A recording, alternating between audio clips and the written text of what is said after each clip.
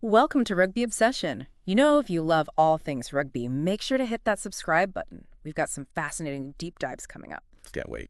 Today, we're going to tackle a really interesting question about how long those top Springbok players can really stay at the top of their game. We've got a bunch of notes from April 4th, 2025, and this recent article, Springboks End of an Era, 6 players entering the end of their careers. Right. So we're going to explore typical career lengths, those notable exceptions, and really what the future might hold for some true Springbok legends. I think what's so fascinating about this particular moment in time is we're looking at a generation of players who have achieved success like we haven't seen for a while. Yeah. Rugby World Cup victory. I mean, the article even says it calls it one of the best eras in their history and in the history of rugby. Wow. So understanding how these incredible careers start to wind down is a really interesting story. So, okay, let's get into it. The article names 6 guys specifically: Trevor Nyakane, Deon Fourie, Faf De Klerk, Cobus Reinach, Makazole Mapimpi, and Willie le Roux. Okay. And it sounds like Nyakane's situation is kind of unique. Coming back to the Springboks isn't really on the cards for him. Yeah, and it's really interesting when we look at the notes we've got here. They point to some broader patterns in how long players typically stay at this elite level. Okay. Generally, we see forwards retiring somewhere between 34 and 36. Okay. Backline players, it's usually 33 to 35.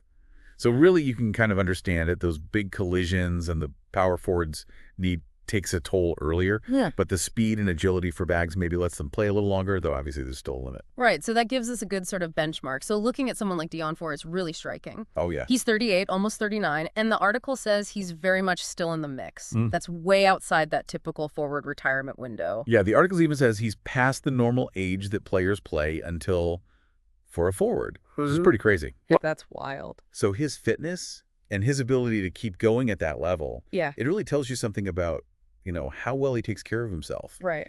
And maybe his role has changed a bit to manage the physical demands. Yeah. So he can play for longer. It makes you wonder, right? Like, how do some of these guys keep going for so long? Absolutely. And it makes you think about, okay, what about the 2027 RWC?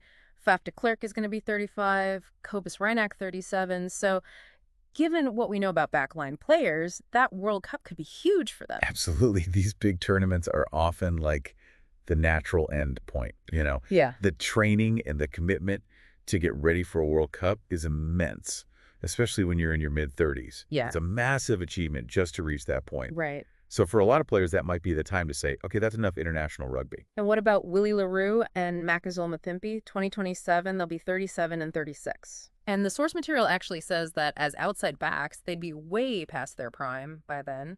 It seems like they might be heading towards some incredible personal milestones, and then maybe that's it. Yeah, you've got Willie le Roux. He's so close to his 100th test cap. Like he's only 2 caps away from that huge landmark. That's incredible. And Mapimpi, he's currently tied with Joos van der Westhuizen as the second highest Springbok try scorer. Oh, wow.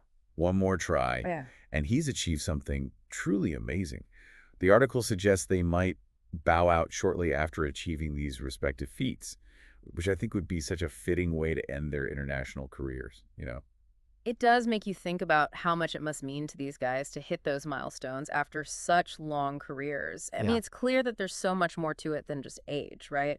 There's the demands of their position, the intensity of international rugby, personal goals. It's all a part of it. Yeah, and this whole idea of experience and new talent coming through. I think what's really amazing is that this is all happening against the backdrop of this incredible period in Springbok rugby, Yeah. These guys have been so central to that. And even though their time at the very top might be coming to an end, what they've done, their contribution, it's going to have a lasting impact. Right, and I guess it makes you think, for everyone listening, what do you value most when you think about a player's career? Is it how long they play, those amazing performances, or hitting those big milestones? It's a great question. It's going to be so interesting to see what happens to these guys and how the Springboks keep evolving. Absolutely. So if you're enjoying this deep dive into Springbok rugby, make sure you subscribe to Rugby Obsession for more in-depth discussions just like this. Yeah, we'd love to hear your thoughts on all of this, too. Yes.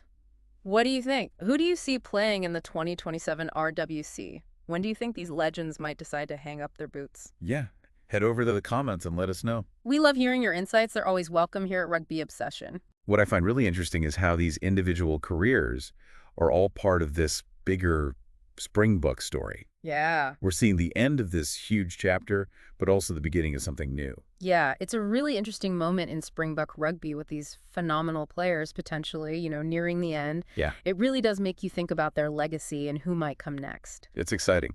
Thanks for tuning in to the Rugby Obsession podcast. Yeah, we look forward to having you join us for our next deep dive. See you then.